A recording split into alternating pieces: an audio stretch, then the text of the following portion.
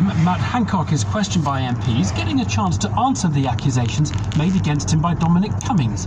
In a way, I welcome this opportunity to tell you the truth of what happened, given the discussion that has been over the past couple of weeks. We'll look at whether we learnt anything new about the pandemic from his testimony. British Airways have announced they'll put thousands of staff back on furlough. We'll have the latest. We ask what's a child-friendly swear word, and before their final US TV show, the phenomenon of the Kardashians. All right, we're ready. No. You're ready. It is cheap, self-obsessed TV, but that's what's so great about it. They've totally changed everything for women. But we'll start by keeping up with the BBC News, read today by Andrew Beach. Boris Johnson's been holding his first face-to-face meeting with the US President Joe Biden at the site of tomorrow's G7 summit of world leaders in Cornwall. They're expected to discuss transatlantic travel, greater cooperation, and the growing row about post-Brexit trade in Northern Ireland. Our diplomatic correspondent James Landale reports from Carbis Bay. The two leaders were all smiles and warm words, saying they were thrilled to meet each other. The President said he and the Prime Minister had something in common, namely that they'd both married way above their stations. Mr. Johnson replied he was not going to disagree with Mr. Biden on that, or indeed anything else. And that is indeed likely on some of the issues before them, including the pandemic, climate change and global security. They both also signed a new updated version of the Atlantic Charter to encourage greater cooperation between their countries. Where there is friction is on trade across the Irish Sea, where the President has made it clear that he does not want the UK-EU row over the Northern Ireland Protocol to imperil the stability provided by the Good Friday Agreement. The Health Secretary Matt Hancock has told a joint committee of MPs he was given a reasonable worst-case scenario of 820,000 deaths at the start of the coronavirus pandemic, but the initial scientific advice was not to order an early lockdown. He also denied allegations by the former number 10 advisor Dominic Cummings that he failed to act to test hospital patients before they were discharged back into care homes.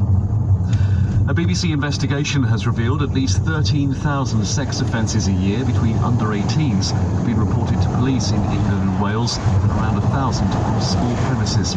But a review by Ofsted found a much wider problem of continual sexual harassment of girls in England's schools and colleges. Our education editor Branwen Jeffries has more.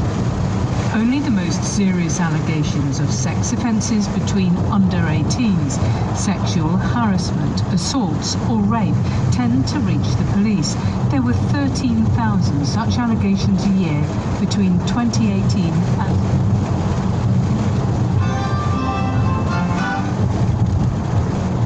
2020.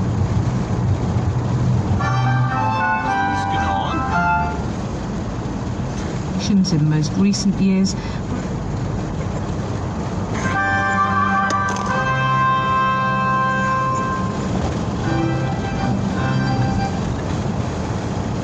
Were aged 10 or younger.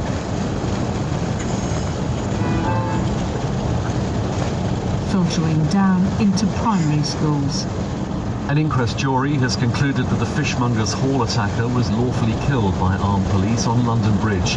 Osman Khan was hit by 12 police bullets while wearing a fake suicide vest after he killed 2 people at an offender rehabilitation event in 2019. The Aberdeenshire craft beer firm Brewdog has been stung by harsh criticism from ex-employees. An open letter signed by more than 60 of them accuses managers of creating a culture of fear in the workplace. One of the co-founders has promised to learn the lessons. More from our Scotland business editor Douglas Fraser. Brewdog bosses want to make others as passionate as they are about craft beer. They're also passionate about business growth.